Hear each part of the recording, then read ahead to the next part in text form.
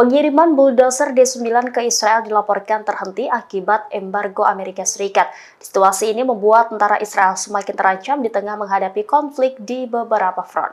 Amerika Serikat diam-diam menghentikan berbagai pengiriman senjata ke Israel. Sumber keamanan mengungkap rincian baru pengiriman 134 bulldozer D9 yang dipesan oleh Israel tertahan. Ratusan bulldozer itu sedang menunggu persetujuan ekspor dari Departemen Luar Negeri Amerika. Pasalnya, penggunaan bulldozer oleh Israel terutama untuk menghancurkan rumah-rumah di jalur Gaza memicu kritik internal Amerika. Embargo senjata parsial Amerika Serikat itu berdampak pada medan perang di Gaza dan Lebanon. Di sisi lain, Amerika tetap terus mendukung Israel dengan cara lain, termasuk kesepakatan besar-besaran untuk membeli sekitar 1.000 kendaraan pengangkut personel atau APC baru.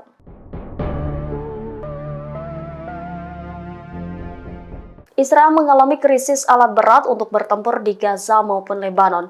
Dengan demikian, nyawa pasukan IDF di medan perang dalam kondisi terancam. Situasi ini terjadi setelah Amerika Serikat menahan pengiriman ratusan bulldozer D9. Amerika Serikat diam-diam menghentikan berbagai pengiriman senjata ke Israel. Sumber keamanan mengungkap rincian baru pengiriman 134 bulldozer D9 yang dipesan Israel tertahan. Ratusan bulldozer itu sedang menunggu persetujuan ekspor dari Departemen Luar Negeri Amerika. Pasalnya, penggunaan bulldozer oleh Israel, terutama untuk menghancurkan rumah-rumah di Gaza, memicu kritik internal Amerika. Embargo senjata parsial Amerika berdampak pada medan perang di Gaza dan Lebanon. Di sisi lain, Amerika tetap terus mendukung Israel dengan cara lain, termasuk kesepakatan besar-besaran untuk membeli sekitar 1.000 kendaraan pengangkut personel atau APC baru.